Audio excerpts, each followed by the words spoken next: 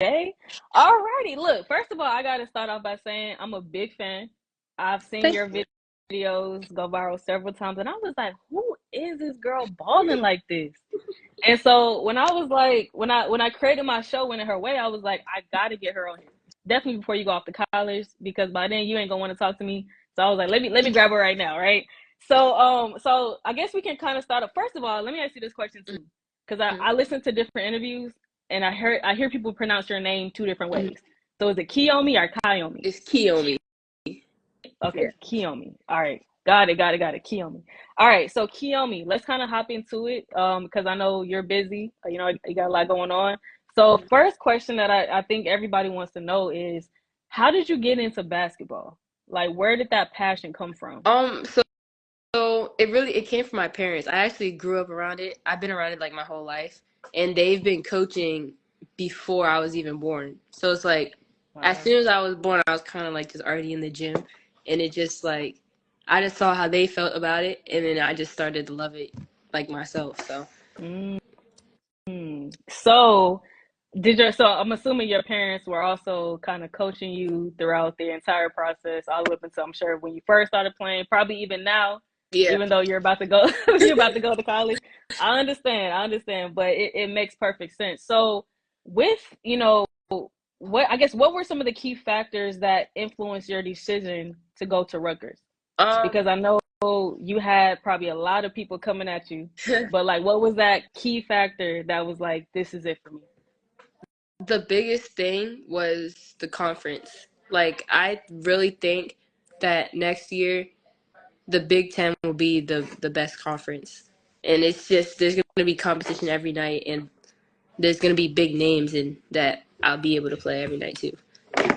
Okay, so do you think playing at Life Center Academy kind of prepared you for this next level of playing in college? I think so, just because we are an independent school, so we get to play like whoever we want. Right. So it's like different it's competition every night too, because we get to play whoever we want. Okay. So you're gonna be with a new team, right? Mm-hmm. So what are you looking most forward to with this new team? Like, what are you like most excited about, you know, when it comes to just the bonding? And of course, like, you got to learn the culture and everything like that. Mm-hmm. But what is like making you super excited about your new teammates? So really, just like the personality of the whole team. 'Cause I've already been around them a lot. I actually played against Destiny Adams, Antonia Bates, and Kayleen Smichael when they were all in high school. Like, I played Destiny when I was, I think, in 9th grade, and then Destiny and Kayleen in 9th grade, and then in my 10th grade year, I played Kayleen and Antonia. And it's like, when I went to go and visit, I was like, oh, they're all on the team. Like, that's cool. Right. Yeah. So then that probably makes it a little bit easier then, because you already have that bond. Like, you kind of already know how they play and everything like that. So that's probably going to make it even more comfortable for you when you get there. That's pretty cool. That don't happen a lot. So that's dope. Okay, cool. So who are some of your role models? Because I know I was a big fan of like Iverson and Jordan and people like that. Mm-hmm. But who have been your biggest role models? I'll definitely say like Michael Jordan. Obviously, he's the best. Obviously. But, then I would say Dr. J, KD, Kyrie Irving. And then someone that's not in basketball, Bianca Belair. I've talked about her before, like one other time. Wow. But she's also, like, I just like that she calls herself the EST, like the best. And that's how I see myself as well. I love that. Okay, confidence. All right, so throughout your high school career, what have been some of the biggest challenges you faced, and how has that kind of contributed to your growth as a player?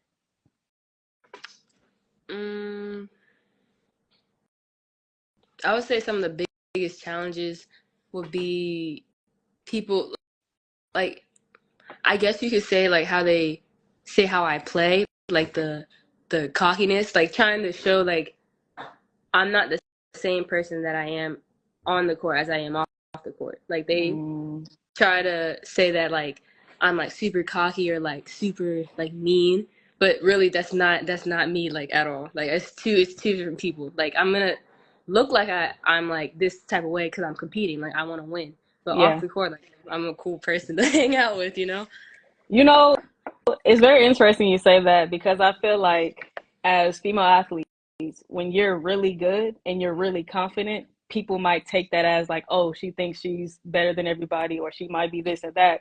But really, it's just like you have to be that way to be great, right? Mm-hmm. You have to be confident. Confidence is a big part of getting to the next level, definitely being successful. So don't let nobody tell you that because you're great. Like, so that I'm out there competing. Like I'm trying to. You can't be shy. Everything. Yeah, like I'm trying to dominate out here. Like what's the problem with that? Keep that up. Keep that attitude. Don't change that. Matter of fact, go up a level. Definitely when you get to Rutgers, because I'm gonna be cheering for you. So I'm excited. All right. So what are some of your, I guess, your goals for yourself? What goals are you setting for yourself when you get to Rutgers? I want to try to get 1,000 points each year. That was one of the goals I actually been trying to get. Okay. It's gonna be tough, but I'm gonna try. You got it. Yeah. Okay. But yeah, that's like one. I'll say that's one of my goals that I'm trying to get. But obviously, also like to win the championship every year and to win like anything I could possibly win. Okay. So do you have any, I guess, nervousness about being able to balance being an athlete and being a student? No. Not at all? Okay. Okay. That's actually okay. That's a great thing because I know when I went to college, that was one of the things that I was like, man, how am I gonna go to track practice? And then I gotta go to study hall, then I gotta do this.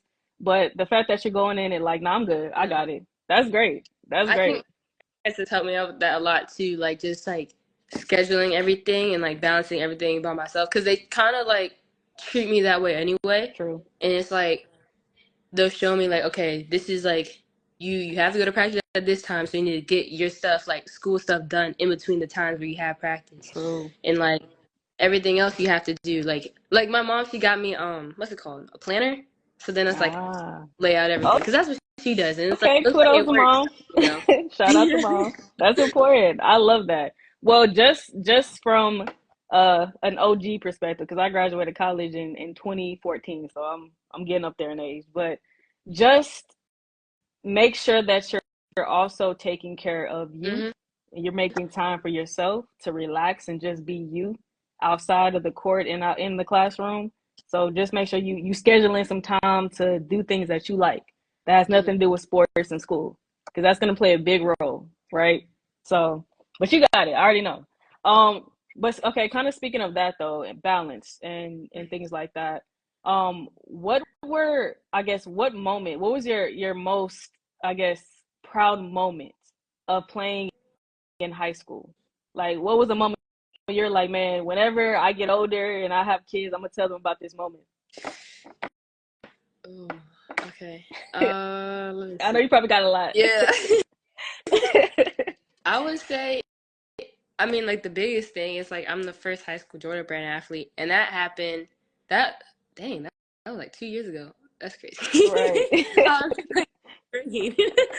But that was the biggest thing. I remember it because it was like my family, like me, my mom, my dad, my siblings, we knew, but really no one else knew. So it was like for a while we were kind of just sitting there like we know, but we can't tell nobody.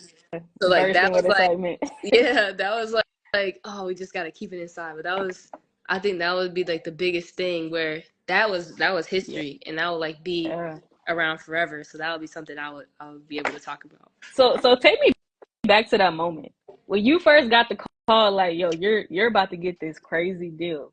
Like, what were you thinking? Like, what was the emotions that were running through your body at that time? Because that's huge. I couldn't believe it. Like I told my because I'm just like, because his daughter, she's the one that that reached out to me, and I was just like in my head, I'm like, there's like no way that's like this is real. So I went and like showed them, and they looked at my dad. I was like, yeah, this is like a real thing. Yeah. So it was just like excitement, happiness, like kind of like shocked. It was like all types of emotions. Yeah. So I'm assuming I know, like life changed. Yeah. Like once Yeah. that got out and it went public and press release and everything, how were you were you able to kind of still balance being you, right?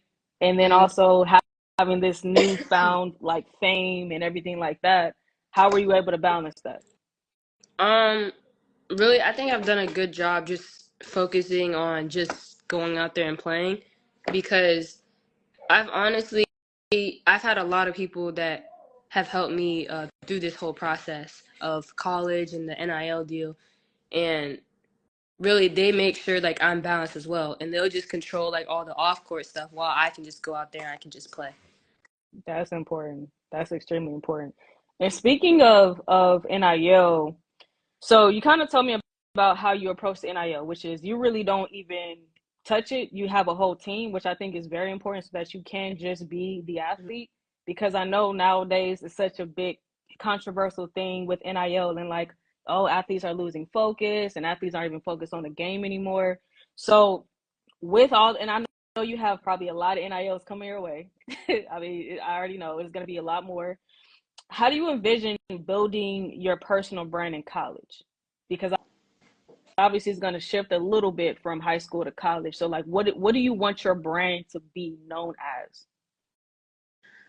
Um, well, I want to be known as the best of all time. So really, just greatness. That's pretty much what I want my brand to be known as. Okay. Okay. And do you have like when you're, let's just say, when you've been playing for 20, 30 years, right? What Hmm. what will be the next step for you? Like what do you want to do after sports? Oh, I want to be a sports broadcaster or an analyst. Ah, I want to like one of those like commentator people. I think that would be pretty cool. Uh, yeah. I don't know. I just know for sure that I want to do something within sports, and like going and talking about basketball, like that's something that would be easy for me to do. And it's like I'm around basketball all the time, so like why not, you know? Right.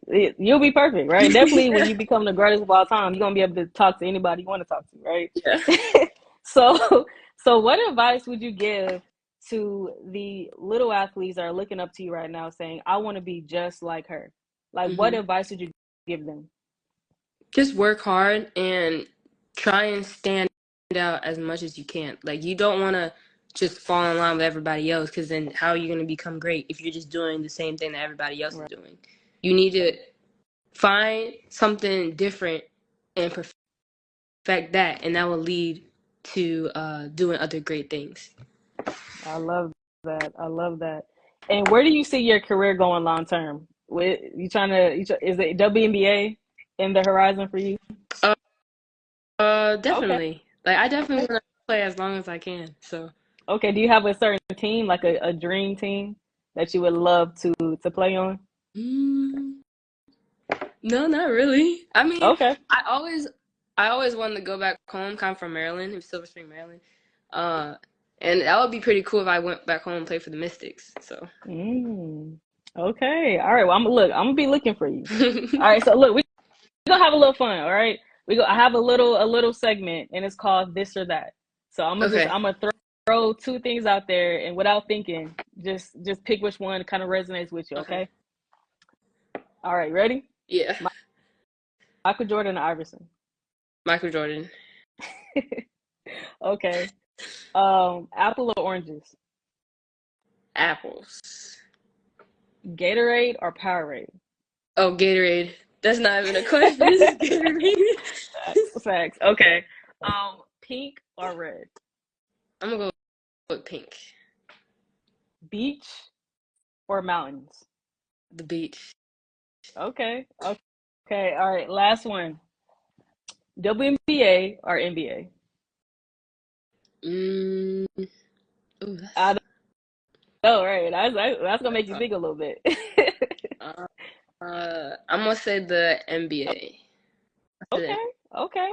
All Yeah. right. Well, look, I appreciate your time. I know we had some technical difficulties, but I'm glad I got you on here. I appreciate you for taking time out of your busy schedule. And look, I'm looking forward to seeing you in college. But just know you got a fan, And once you have your first season, I'm gonna have to get you back on here so we can have another conversation about how it went. But look, I've been a fan of you since I saw you go viral. I was like, man, she's gonna be a problem. So continue to stay focused, continue to be you. Don't let nobody tell you that, oh, you're this, you're that, because of you're confident, right? Mm-hmm. I feel like women athletes deserve to be confident and it should be accepted. So keep being you. You got a fan for life. And thank you again. I appreciate you. All right. Thank you so much. All right, have a good one. You too.